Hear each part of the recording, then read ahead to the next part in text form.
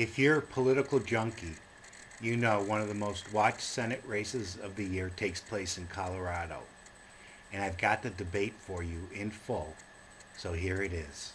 Well, thank you all. Thank you all for coming, and thanks for having us sponsor this debate. Thank you, Congressman Cory Gardner and Senator Mark Udall, for being here today. I'd like to remind you all that we are live filming today, so we ask that you please hold your applause. Today, the candidates will speak in random order, which was determined via coin toss immediately before the program began. Candidate 1 is Congressman Gardner, and Candidate 2 is Senator Udall. How today will work, I will ask a question, and Candidate 1 will have 60 seconds to respond. Candidate 2 will have 60 seconds to respond as well. Following that 60-second response, there is an option for a 30-second rebuttal and a 15-second rebuttal if you want to continue the conversation. We'll continue repeating this sequence until the debate ends. There will be no official opening remarks. However, we will have closing statements for each candidate, which we can speak for about 2 minutes each. Candidate 1 will begin, followed by Candidate 2. So with that, any questions, candidates? Okay, ready to go? Okay, great. Thank you again. Congressman Gardner, I'd like to ask you about some of your recent ads. You call yourself a, quote, new kind of Republican. Yet, according to some ratings, your voting record has been ranked as one of the most conservative in the House. Why should voters think you are a new kind of Republican when your voting record suggests you'd align with conservatives in the Senate Republican Conference? Well, first of all, thank you, everybody, at the Denver Chamber for hosting this debate. It's great to be with you all to talk about Colorado business issues, things that matter. I look forward to a debate that focuses on how we can get this country back to work. And that's really what my voting record has represented. It's a voting record that is about the four corners of this state. It's a voting record that is about helping small businesses. 97% of the employers in Colorado are small businesses. It's about creating a tax environment that creates an opportunity for people to hire, to invest. The Four Corners plan that I have put together is about growing jobs. It's about the economy. It's about North American energy security and independence. It's about making sure we have chances for our children to be educated in the greatness of our education system, and making sure that we protect our environment. The policies of this campaign that are at issue, that are on debate right now, the President just said it yesterday. His policies are on the ballot, and that's what we are going to be discussing today, the policies of the President and the fact that Mark Udall has voted with him 99% of the time. So, Senator Udall, I'd like you to respond to that. As well as when you respond, address this. I mean, this Congress has been one of the most historically dysfunctional and unproductive in history. And if you're reelected, the chances that Democrats keep control of the Senate will increase significantly. So why should voters here think anything will be different for them and their economic security if the Senate stays Democratic? Let me start as well by thanking the Chamber for hosting this important event. We have worked together during my tenure in the Senate on all kinds of ways in which we've moved the state forward. We have an aerospace consortium that's a part of the Chamber. We've worked to protect and enhance the presence of the military in our state, which plays a key role in our national security needs. We've worked on a best-of-the-above energy approach together, and just on the drive in, seeing what we've done with Union Station is so uplifting and inspiring. I remember working with you all to make sure we have a patent office here, that the Fast Tracks initiative is underway, that we together proposed and brought to the ballot successfully C and D back when the state was beginning to languish. We have a great clean tech community. So I look forward to working with you going forward because this is the best chamber in the country, and this is the best state in the country, Monis. We want to welcome you here. I've used all my time, I think, but let me just say that Congressman Gardner didn't answer the question. He has the 10th most partisan record in the House of Representatives. His record is out of the mainstream. It's in the extreme, and that's the contrast that you have in this race, and I look forward to the debate going forward because I know Congressman Gardner and I will have some very different points of view on where the state ought to be heading. And you can certainly rebut that, and as you do that, can you name a couple of issues where you break from your party in Washington and to suggest that you are a different kind of Republican? Well, certainly, but I think I'm glad the Senator brought up aerospace, because we are the second highest aerospace job state in the country. But the fact is, the National Defense Authorization Act has a provision in it that Senator Udall failed to strip out of the bill that could cost thousands of jobs here in Colorado. This is about business. This is about opportunities for Colorado businesses and employment opportunities. That language could potentially devastate United Launch Alliance in Colorado.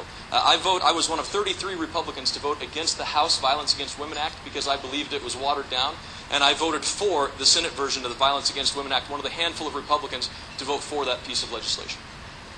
Do you want to respond to that? Congressman, you know there's no better champion of aerospace not only in this state but in the country. And I sit on the Intelligence Committee, and I also chair the Strategic Forces Subcommittee. And Colorado's aerospace community has been well supported by me and will continue to be well supported by me. We are playing in a very important role in three crucial areas: in civilian space, in commercial space, and in military space. And Congressman Gardner knows that I've been a big supporter of aerospace here in Colorado, and I will continue to be so. Except for the thousands of jobs that would be lost by United Launch Alliance because of the language that you failed to stand up against. No, we have, Congressman, as you know, we have language that's going to protect ULA and protect the Dream Chasers here in Nevada. This is a part of how we're going to build new rocket engines, and Colorado's going to lead the way, I can assure you. If they have the jobs here. Well, we'll move on to the next question. We could certainly get back to that. Senator Udall, to you. You've called for putting a price on carbon pollution, enacting cap-and-trade legislation, and you lauded recent EPA proposals to slash carbon dioxide emissions from coal-producing power plants. Industry officials say such action would dramatically increase prices for consumers and cost jobs. Why shouldn't the EPA and Washington consider the economic burden on your home state's energy industry when moving forward with these policies? This is an exciting time because Colorado's leading the way. We have a best-of-the-above energy community here, everything from the clean-burning coal in the northwestern part of the state to the natural gas that we're producing here on the eastern plains to, of course, we've got abundant wind and sun, which you're seeing today, Manu. We were ready for the EPA regulations. Carbon pollution is real. Coloradans know that the climate science, a lot of which is generated here, is showing us that we have to act. But Coloradans see this as an opportunity. We're prepared to put a price on carbon. You know, the last time we put a price on pollutants was under the leadership of the first President Bush, and there were a whole host of horribles that were described as going to occur. But they didn't occur. We developed new technologies. We moved this country forward. We have the lowest energy prices in the country right now in Colorado. We're up to this challenge. Congressman Gardner, on the other hand, doesn't think climate change is occurring. He doesn't think we should have an across-the-board, best-of-the-above energy approach. He opposed our renewable electricity standard on 3 different occasions when we could have been moving the state forward. Thank God the voters and the legislature understood this is the way we ought to be going. Before I get to Congressman Gardner, I just wanted to follow up. You do still support cap-and-trade legislation? I support putting a price on carbon. There are a lot of mechanisms. It ought to be revenue neutral. We can do it in a way that the middle class and working Americans are actually lifted by it. Colorado is incredibly well positioned to take the leadership, and I know there are a lot of people in this room that want to take that leadership, and the EPA's rules are a start. But we're going to be leading the country, and I would dare say leading the world when it comes to new energy technologies. So, Congressman Gardner, one of the things that Senator Udall just mentioned is that in the past you have expressed some skepticism about whether humans are causing the climate to change. Do you believe now that humans are causing climate change? Well, thank you for the question. I have said all along that I believe the climate is changing, but what I am not willing to do is to destroy the economy for policies to address that. That's why I've supported natural gas. That's why I've been a strong supporter of Colorado renewable energy opportunities. That's why I have, as part of my Four Corners plan, to grow jobs in this country to make sure that we have renewable and natural gas energies as part of our future. I helped lead the way for a liquefied natural gas export opportunity that would help our allies create 45,000 jobs, lifting them off of the unemployment rolls around this state. Created an energy efficiency caucus. But let me tell you what some of these new regulations would do. Again, this is the part of the policies that the President said will be on the ballot this election. Part of the policies that Senator Udall has stood with, hook, line, and sinker. The fact that the EPA regulations on energy will cost the average Colorado family $1,700 per family. The fact that 250,000 jobs will be lost as a result. The fact that our own study by IHS in this state said it could cost as much as $50 billion, the economic impact that Senator Udall has embraced. And I would just ask this question of Senator Udall. What is the price that you would put on carbon? Congressman, the price I would put on the opportunity that we're going to miss if we don't go all in. We've had floods, we've had fires, we've had droughts. We have the leading climate scientists in this state telling us it's happening. We know it's happening. The farmers know it's happening. The skiers know it's happening. We all know it's happening. So let's lean forward. Let's create our future. looking backwards. Let's look forwards and embrace the future and embrace these technologies. They're right there for the taking. I've got 15 seconds if I could. I'm looking forward to the next energy bill. What is the cost that you will put on carbon with your tax? You want to respond? Congressman, the point is that shown that we can put a price on pollution. We've done it over and over again. And then when we send those signals to the market, we've got a lot of market-oriented people here today. When we send those signals to the marketplace, our markets respond because we've got the best system of capitalism, we've got the best entrepreneurs, and we're going to innovate. That's how we make the future. We innovate. And we're in a global economic race, and you innovate to create jobs and grow your economy. Before we move on to the next one, I just want to pin you down, Congressman, on the question about who is causing climate change, because that is so important to determining the solution to it. Are humans causing climate change? Well, there is no doubt that pollution contributes to the climate changing around us. But what I refuse to do is support a climate tax bill like Waxman Markey put in place that would have cost farmers and ranchers in this state over $5,000 per sprinkler. That would cost small businesses the opportunity to grow. That would increase the bills that families pay $1,700 a year. That we don't, we hear people talk about putting a price on carbon, but they won't talk about how much that price of carbon is. Let's just have an answer on what is the price? Is it $5 a month? Is it $10 a month? Is it $20 a month? Senator Udall, am I not going high enough? Congressman, again, I've answered your question. Okay. We'll move on to the similar energy question that I want to stay with you, Senator Udall, about the Keystone Pipeline. Yes. You have had reservation about moving forward with the Keystone XL pipeline. Your votes in the Senate suggest just that.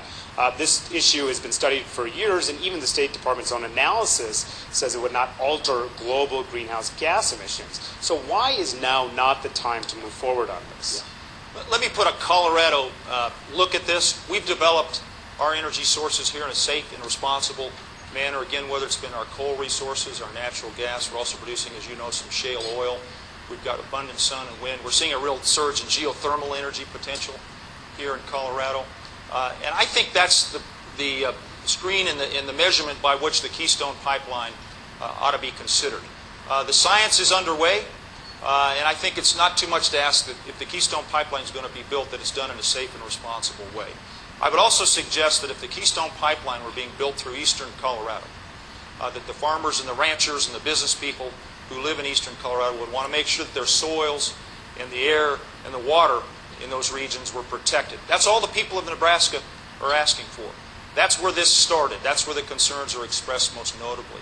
And for us to weigh in and tell the people in Nebraska that this pipeline is going to be driven through the center of their state without them having their say doesn't make sense. It's not respectful. It doesn't honor local control. Shouldn't you be respectful of local control? I mean, you are a Republican who believes in local control. Does this conflict with your ideology? Part of my Four Corners plan, I talk about energy independence, and part of energy independence means we build the Keystone XL pipeline. We have had studies, the Department of State has put study after study forward talking about this. The Senator has voted against the Keystone Pipeline 4 times. And I, too, want to put a Colorado face to the Keystone Pipeline. Thousands of jobs could be created right here in this state if we move forward with the Keystone Pipeline. And you know what? Overwhelming support for the state of Colorado for the Keystone Pipeline. They believe that we should move forward with it. Why? Because it creates jobs and opportunity. It creates North American energy security. Let me just tell you about 2 companies in Denver, Colorado. This is about Denver business and creating jobs. CH2M Hill, an engineering firm, could create jobs because of the Keystone Pipeline. There's a company in Longmont, Colorado. Their largest customer is the Alberta Oil Sands that would expand if the Keystone Pipeline were to be built. That would allow them to add jobs, create opportunity. This is about doing what's right for the public. It's not about standing up for special interests. It's about creating jobs for people who desperately need a $20 an hour job welding on the Keystone Pipeline that they don't have today because of the failed policies of this administration. Do you want to respond? Let me respond a couple of ways. Look, there will be jobs created when the Keystone Pipeline is built, but the long-term jobs number in the hundreds. And Congressman Gardner is overstating the economic effect of this pipeline. The pipeline process has been politicized. My focus has been on making sure that Colorado continues to lead. We truly are a best-of-the-above energy state. We have remarkable leaders here. We have remarkable technology. And I would ask Congressman Gardner, why isn't he supporting the Governor's Blue Ribbon Commission to find the right balance between local control and protecting jobs? He's been missing in action. A lot of us joined together in this room to make sure we didn't have these divisive ballot initiatives facing us a month from now. Congressman Gardner has not been present in that discussion. He should be, because this is too important for Colorado. You have 15 seconds to respond to that. What did you mean when you said hydraulic fracturing keeps us trapped in the old system? Congressman, as you know, that was a right-wing blog approach that the mainstream media disregarded. I didn't say it. I don't believe it. Okay. Moving on. The issue of immigration. Congressman Gardner, first to you.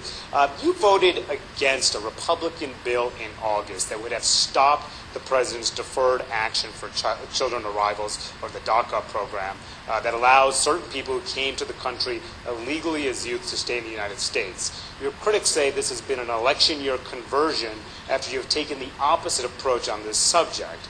Given your vote in August, does that mean that you now would vote to enact the DREAM Act if it came up for a vote in the Senate and you're elected in November?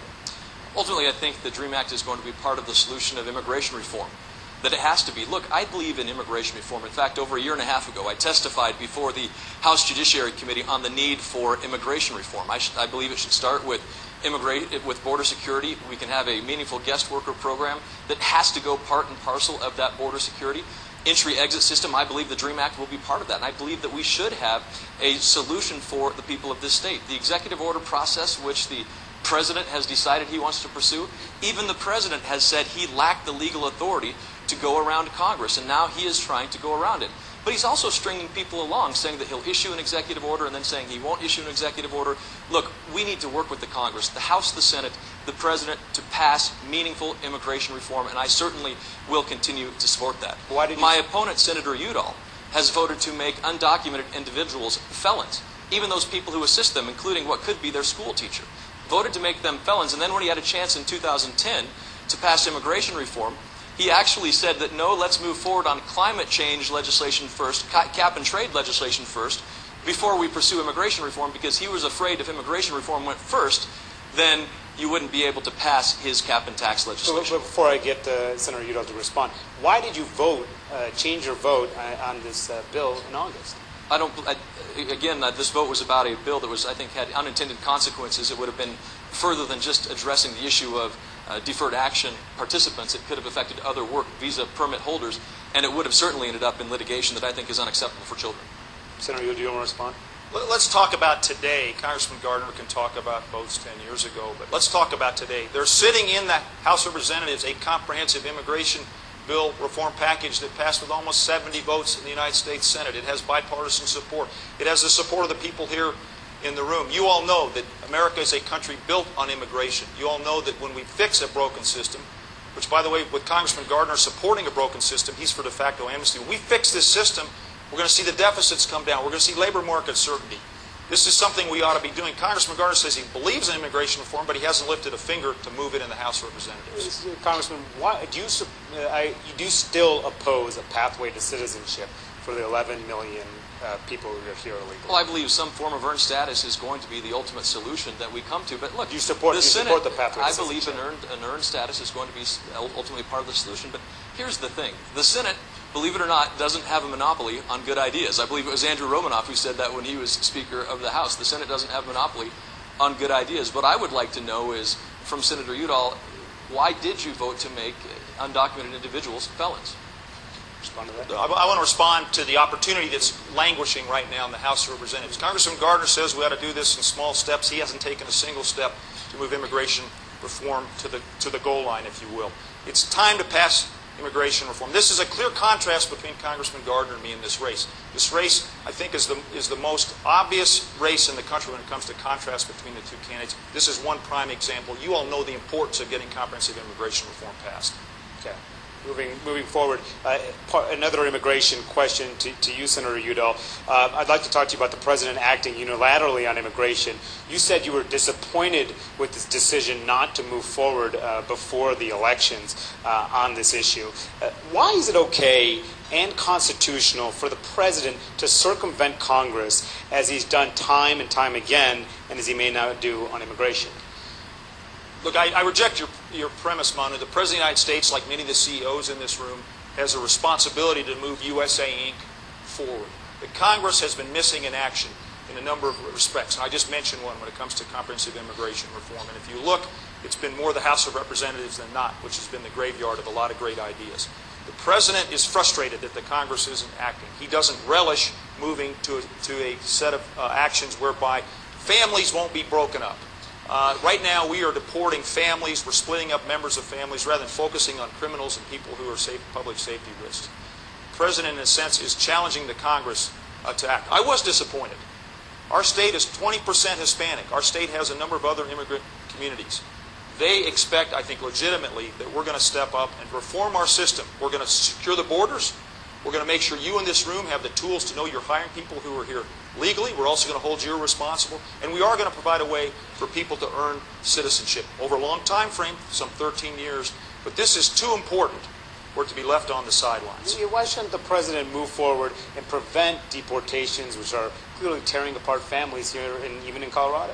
Well, again, the President himself admitted over a year ago that he lacked the legal authority to do this, and now he's saying that he wants to do this. I don't know what legal authority he has, and he said he didn't have it before. Look, we ought to work with the House and the Senate and the President. We are in this mess because of failed leadership from the White House, because of failed leadership in 2010 from Senator Udall and others who, when they had a chance to pass immigration reform, decided to pursue a carbon tax legislation instead of immigration reform.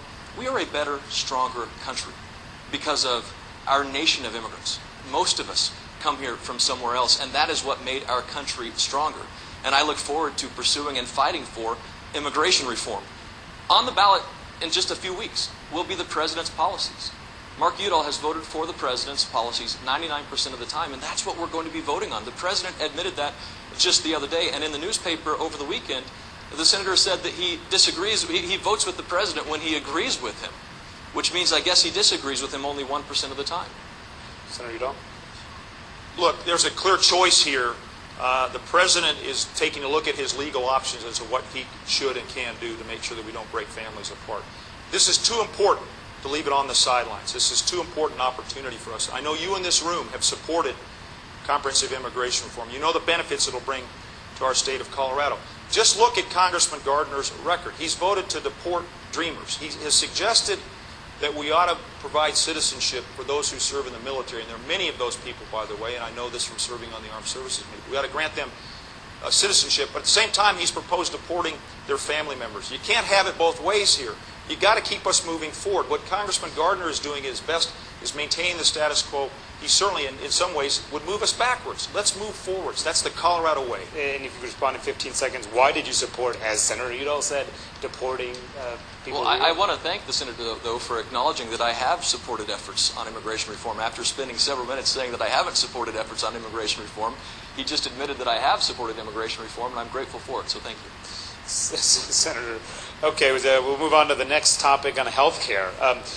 December 24th, 2009, Senator Udall, you were one of 60 Senate Democrats to vote on final passage in the Senate of the Affordable Care Act. Given the problems that have occurred with the implementation of the law and insurance companies threatening to cancel coverage of 250,000 Coloradans, would you still have voted to pass that bill, or would you have voted no and made more changes before moving forward? Bono, we had a broken system. Many of you in this room knew it was broken. Insurance companies were in charge. If you were a woman, you paid more for your coverage. If you had a family member who suddenly became sick, you could be dropped overnight from your policy. Insurance companies could jack up your rates at a moment's notice. Many of you in this room know that was the situation we faced. I voted for a series of steps forward under the Affordable Care Act that we're going to provide more coverage to more Americans. And we're seeing the benefits of that here in Colorado. The governor, in a bipartisan group in the state legislature, created the Colorado Exchange. We have over 400,000 Coloradans in that exchange who have quality health care they didn't have a year ago. We saw just recently that the premium increases for this year are being projected at 2%. We've seen the uninsured rate come down from 17% to 11% here in Colorado. This is a difference between Congressman Gardner and me again. He's voted some 50 times to repeal the Affordable Care Act, take us back to the old system, without a proposal as to how you cover the people who are now covered. That's, again, a difference between the two of us. I want to move us forward, and we're going to make the Affordable Care Act work. It's not perfect, you all know that, but we're going to make it work for the short term and the medium term and the long term. And you still would have voted yes? Yes, I would have voted again. And sir, if I was there, as we all are, hindsight is 20/20. There's some changes I would have made it. I'm happy to share those with you today or on the campaign trail. Congressman Gardner, of course, you've called for the law's repeal, but what would you say to those 263,000 Coloradans who have signed up for Medicaid through the Medicaid expansion? Would you repeal the Medicaid expansion as well? Look, what we have to do in this country is, I agree, not go back to the old systems. The small business background myself understood that what we had wasn't working, and we watched as costs increased dramatically. That was in our small business, that the family implement dealership. But Senator Udall just said it doesn't take 2020 vision to know that there are some problems. But in 2010, he had an opportunity to vote for an amendment that would have prevented the 340,000 Coloradans who had their health insurance plans from being canceled. He had a chance to vote to keep them from being canceled, and yet he voted against that. And as a result, 340,000 Coloradans had their health insurance plans canceled. Look, the people who are hurt the most by Obamacare are the people that they made the promises to. That if you like your health care plan, you can keep it. Not true. The fact that if you like your doctor, you can keep your doctor turned out to be not true. That this would reduce the cost of health insurance. Not true. As a result of Obamacare, 2.5 million fewer workers in this country. 18% of small businesses, many of you in this room, aren't going to be hiring because of the impact of Obamacare. And you know who's hurt them? Who's hurt by this? It's not the big corporations as much as it is the little corporations, the little businesses, the small businesses, those that started in a small garage, because they can't afford high-paid, high-priced lawyers and accountants to figure out how to get around, how to make the books look like it works so that they can afford the kinds of regulations and mandates of Obama. Wouldn't people lose their health care coverage if it's repealed? People particularly who are relying on Medicaid? Look, we can make sure that we have treatment for people with pre-existing conditions. We can make sure that we can pay for Medicaid. I haven't seen a plan yet of how the state of Colorado is going to pay for the Medicaid expansion once the federal government is no longer paying. So once we have this in place, how on earth is this program going to be paid for? Adding hundreds of billions of dollars in debt to this country that we simply can't afford. Look, the primary promises that were made in Obamacare, and Senator Udall repeated every single one of them, that if you like your health care plan, you could keep your health care plan. 340,000 Coloradans found out. Now, he didn't say, if I like your health care plan, you can keep your health care plan. He said, if you like your health care plan, you could keep it. Turned out not to be true. Will you respond there? Let me respond quickly. The amendment that Congressman Gardner mentions was the amendment offered by my friend from Wyoming, the cowboy state to the north of us, Senator Enzi. And it looked great on paper, but when you investigated what it would have done, it would have taken us back to the old system where women are discriminated against and pre-existing conditions mean you couldn't get coverage. So it was the right vote to oppose it. Again, Congressman Gardner seems to want to look backwards and go backwards. That was 2010. We're in 2014. How do we make the Affordable Care Act work? Congressman Gardner also mentions the 350,000 letters that had cancellation notices in them. What he doesn't tell you is that most of those letters had a renewal option as well. And when I found out that the insurance companies weren't keeping faith with the intent of the law, I was angry as anybody. I authored a piece of legislation so people could keep their plans. I was in the face of the White House saying you've got to find every measure whereby you could give the insurance companies the flexibility and also let them know that this isn't appropriate. And then we worked with the state of Colorado, Governor Hickenlooper, and the legislature to ensure that the Division of Insurance could give that kind of flexibility to Coloradans here. 9 out of 10 Coloradans who got those letters have quality insurance, and 10 out of 10 Coloradans have access to insurance coverage, which they didn't have before this law was passed. What are you going to say to Kim, Congressman? It's a woman who runs her own, she's self-employed, a hair salon. Her daughter was paying $600 a month for diabetes coverage. Her daughter's now paying $100 a month for that same coverage. That's $6,000 a year to that middle-class, hardworking Colorado family that you would strip away if you repealed the Affordable Care Act. Would you strip that money away? What about the person who's sitting in this room who had their business health care canceled and not able to renew it? What about them? I know a small business owner owns a bakery here in this, a female-owned business, minority-owned business. And they can't keep their insurance. Congressman, you didn't answer. No, if you would let me, Phil, I will. They can't keep their insurance. Did you break your word when you said you could keep your insurance, and now they can't? Did you break your word? Congressman, you didn't answer my question, and you know that we're going to continue working so that every Coloradan has affordable health care coverage. That's the challenge for us. That's the way we move forward. I love that this state is such a wonderful state. I mean, I have such pride when I'm in Washington, D.C., get to brag about this state. We are what I call rugged collaborators here. We're leading the nation, and that's how we're going to make sure that the Affordable Care Act continues to improve and evolve and do what its initial intent was to do. And we're a long ways to meeting that goal. We have more work to do, but let's work together. That's how we roll as Coloradans. If you don't mind, I'd like to, because you have plenty of time, if you don't 15 mind. I think this goes to the very heart of many of the contrast between the Senator and I. I've introduced legislation that would allow people with pre-existing conditions to be covered. I believe that we should allow insurance to be sold across state lines, that we should have health savings accounts, that we should undo the damaging provisions of Obamacare that allowed to have people's insurance canceled in the first place, that repealed parts of the 1990s, mid-1990s laws. To the woman that you were talking about, I believe that we can provide, and we should, and we have an obligation to provide low-cost health insurance. That we need to make sure that we provide opportunities for people, regardless of income, regardless of where they are, where they work, that they should have the opportunity to have affordable insurance. But the 2,700-page partisan bill of Obamacare was not the solution. In 2010, Senator Udall had an opportunity to vote on an amendment that would keep his word, and he voted against it. If you want to respond briefly, Yeah, before we move on to I the next shared topic. the perspective and the background on that amendment. Congressman, that all sounds great, but when you vote some 50 times to repeal the Affordable Care Act, and your only response is how you're going to replace it is some ideas that make sense, but wouldn't meet the goal of making sure every Coloradan has coverage. I just don't know how that stands up to scrutiny. I would also remind everybody in this room that a year ago, right now, we were in the throes of a government shutdown that Congressman Gardner supported when we were trying to recover from the floods, biblical floods. And Congressman Gardner, out of I guess a misplaced loyalty to ideology, to the Tea Party, I don't know to who, and to whom, and to what, voted to shut down the government because he wanted to show everybody, I don't know what. And here at our greatest time of need, an ideology took a hold of Congressman Gardner when we needed all hands on deck. That was one of Congressman, my that was irresponsible. You delayed the recovery. You put additional emotional weight on all the people who were affected by the floods. And I just think it was reckless and irresponsible to have done so. That was one of my other questions later, but I guess we can talk about it now.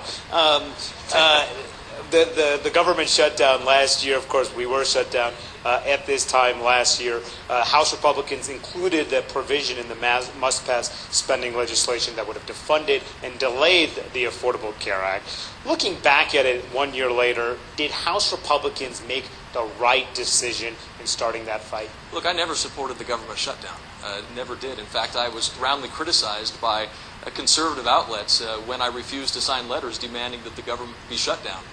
And I worked closely with Senator Udall during the government shutdown to make sure that we took care of the people in Colorado who had needs from the flood. There were significant needs. And I was proud of the work that Senator Udall and I did together. We went out onto a Black Hawk helicopter together in the days following the flood. Together. I have a picture of him with a cat on his lap that I think made it into some of the national, some of the local media coverage about this moment. We worked together. There wasn't a moment of partisan politics then.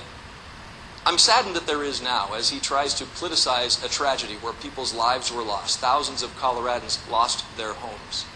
I can remember traveling to Weld County in the days after the flood, trying to make sure that we beat the flood so that I could actually cross Highway 34 to get to the Weld County Emergency Operations Center, because Longmont, I know we have the city council member here from Longmont, and congratulations for the incredible work that you did for your community rebuilding it. I was proud to stand with you then, and I was proud to stand with Senator Udall. Together we worked on legislation that would provide emergency transportation relief dollars, $350 million of relief money that we passed, Senator Udall. Remember, I was in your office working with you together on that. If we can keep our answers to the time limit here, since we're running short on time. If you want 30 seconds to respond, you can. Look, Congressman Gardner and I did spend a half a day in a Black Hawk helicopter, and the devastation was stunning. We had a chance to rescue a couple of families that had been stranded. When we got off that helicopter, we were unified. When Congressman Gardner got off an airplane a week later in Washington, D.C., his actions belied that unified feeling we had that day. This was unacceptable. This hurt our state. It hurt our economy. As you know, the government shutdown nationwide cost our economy $24 billion. You in this room know that it was reckless and it was irresponsible. Go talk to the people in Estes Park. They needed Rocky Mountain National Park to be open so people would come up there. They only had one or two ways to get there after the devastation of the floods, to see the elk and view the leaves. It cost Estes Park conservatively $500,000. Talk to the people at the gateway communities of Mesa Verde National Park. This is a fundamental difference between Congressman Gardner and me. Yes, we worked together later in the year because We needed to be a delegation. But if Congressman Gardner wants to represent the entire state of Colorado in the U.S. Senate, he has to understand that you've got to stand up for the state of Colorado. You can maybe have a chance to respond to that in the closing section. Let me. No, I'd like to do that now because 15 seconds, please. Stick to the time. Again, Senator Udall, I don't think it's appropriate to politicize tragedy. Congressman, you no, politicized Senator, it. You had plenty of time to talk, if you don't mind. You politicized it. We worked together, and I think we should take great pride in the fact that we worked together. But what I think the state of Colorado also needs is a vision for the state that's based on growing jobs in this room, what we can do to get this economy back on track. And I know you want to play politics, and I know that you want to try to politicize things that simply are, I believe, out of bounds. One of the issues that you'll have to deal with in the next Congress, Congressman Gardner, is taxes. The business community is, of course, concerned about that issue. And but in 2009, you also signed Grover Norquist's no tax increase pledge. While you have advocated for tax reform, would you oppose any tax reform deal that includes a dime of a net revenue increase from taxes? I don't think increasing taxes is the answer. I think the federal government has plenty of money. We ought to focus on ways that we can actually reduce spending, make the federal government balance its own books, make sure the government is spending its money wisely the way it should be doing before it turns around and asks the people of Colorado for one more dime of their hard-earned dollars. Look, if you just look at the bill that I introduced on the wasteful spending, over $200 billion could be saved simply because we eliminated duplicative and overlapping programs. I support a balanced budget amendment to our Constitution. We must make sure that we are reducing spending, reforming taxes. We have to reform taxes. We have to make sure that small businesses are able to keep more of their own dollars in their own pocket to invest into job creation. That's why I support comprehensive tax reform. That's why I believe that we can allow Coloradans to invest more money into their own ideas and their own families if they're allowed to keep that money. Now, Senator Udall has voted for the largest estate tax increase in the history of our country. He's voted for higher taxes time and time again. He had a balanced budget amendment that exempted a great degree of spending. He likes to call himself a fiscal hawk, but Senator Udall, I think you plucked the fiscal hawk when you voted for the stimulus bill. Senator Udall, only a minute to respond. You all know, and I've worked with you and many of you in this room, that I've been a long-time proponent of the Simpson-Bowles proposal. In fact, I think it's one of the major mistakes that this president made, not fully embracing it when it was issued in late 2010. In the Simpson-Bowles plan, there's corporate tax reform that I support. I think we ought to start out with a goal of getting ourselves to 25%. We now have the highest corporate tax rate in the world. We're higher than Japan, of all things. But we ought to do it in a way that doesn't balance the budget on the back of the middle class and working Americans. And again, this is a contrast between Congressman Gardner's record and mine. He's voted for budgets in the House that would gut Social Security and turn Medicare into a voucher program. You know what that means? Our seniors will be out on the street trying to deal with the insurance companies one-on-one. You know who's going to win that exchange.